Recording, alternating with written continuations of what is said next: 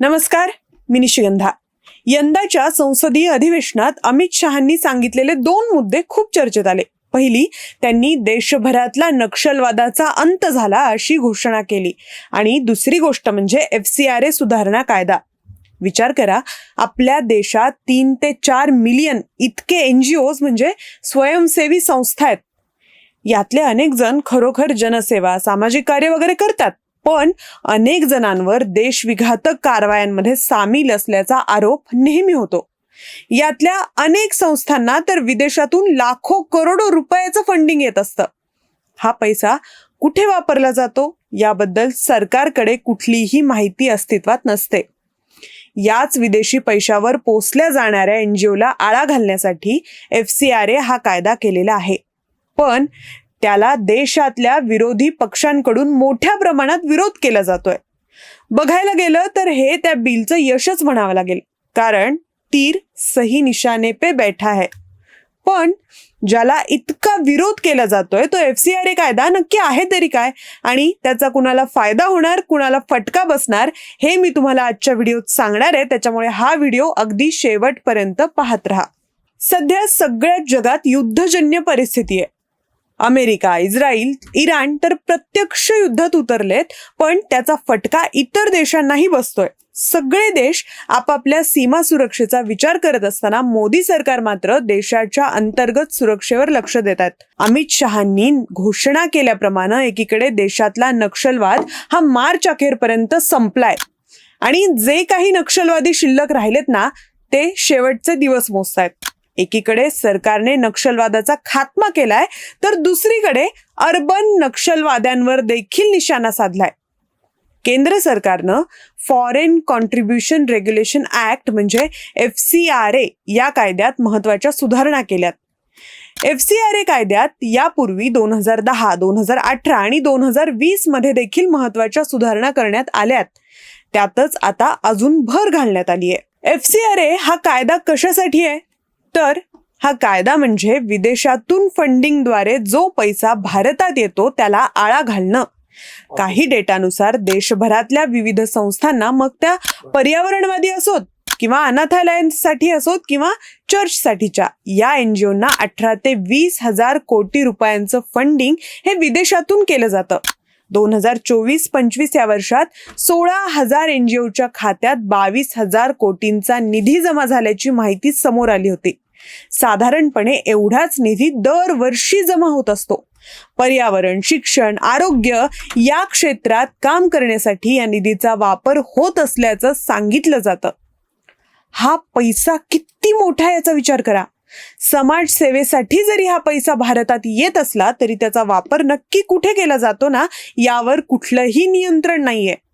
आता भारतात समाजसेवेसाठी इतका पैसा कोण देतंय, त्यामागे त्यांचा समाजसेवा हाच उद्देश आहे की अजून कुठल्या गोष्टी आहेत ते तपासायलाच पाहिजे. या कायद्यात काय सुधारणा करण्यात आल्यात, तर FCRA परवाना असलेल्या प्रत्येक NGOला आता विदेशी पैसा जमा करण्यासाठी स्टेट बँकेच्या नवी दिल्ली शाखेत खातं उघडणं सक्तीचं आहे.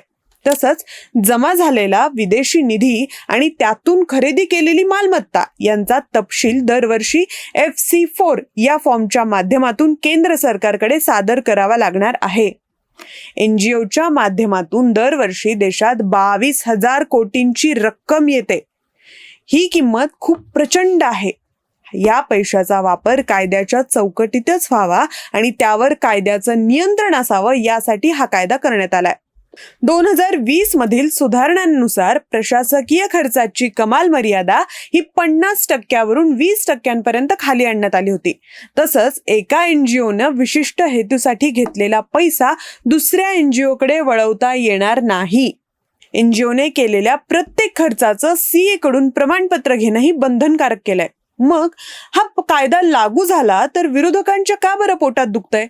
सध्याच्या FCRA कायद्यात सुधारणा करण्याचा प्रस्ताव हा 18 मार्च 2026च्या मंत्रिमंडळाच्या बैठकीत मंजूर करण्यात आला होता.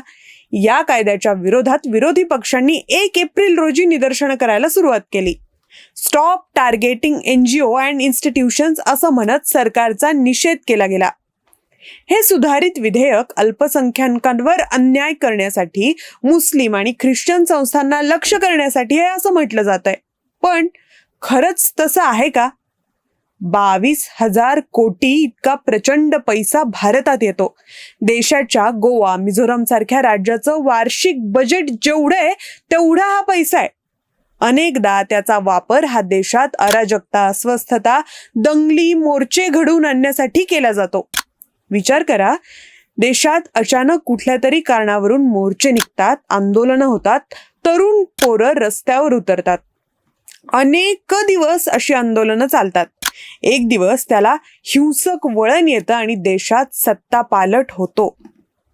इतके दिवस आंदोलन करण्यासाठी किती अफाट पैसा लागत असेल? तो कुठून येतो हा विचार केलाय कधी? आणि यातला पॅटर्न लक्षात येतोय का तुमच्या? अशाच प्रकारची आंदोलनं याआधी बांगलादेश, नेपाळ, श्रीलंकेत झाली. तिथे सत्ता पालट घडून आणण्यात आला. यामागे विदेशी शक्तींचा हात असल्याशिवाय हे घडूनच येणार नाही. शिवाय येणाऱ्या काळात देशातल्या 5 महत्वाच्या राज्यात निवडणुका होणार आहेत. त्यात पश्चिम बंगाल, आसाम, केरळ यासारख्या राज्यांचा समावेश आहे. त्याच पार्श्वभूमीवर हा कायदा आणण्यात आलाय, कारण निवडणुकींच्या काळात प्रचंड पैसा भारतात पाठवला जातो, ज्याचा दुरुपयोग केला जातो. 2024च्या निवडणुकांवेळी अमेरिकेतून भारतात पैसा पाठवण्यात आल्याची अनेक उदाहरणं समोर आली होती. शिवाय काही महिन्यांपूर्वी सोनम वांगचुक यांना लडाखमध्ये हिंसक आंदोलन भडकावल्याप्रकरणी अटक करण्यात आली होती.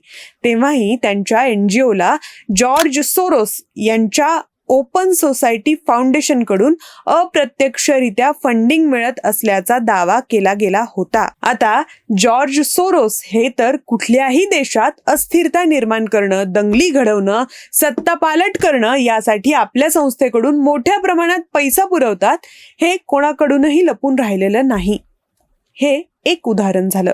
यासारख्या अनेक NGO भारतात सक्रिय आहेत, ज्याचा असाच वापर केला जातो. दंगली, आंदोलन आणि मोर्चासाठी हा विदेशी पैसा एखाद्या इंधनासारखं काम करतो. आणि यांचं इंधनच जर रोखलं तर दंगली पेटतील कशा?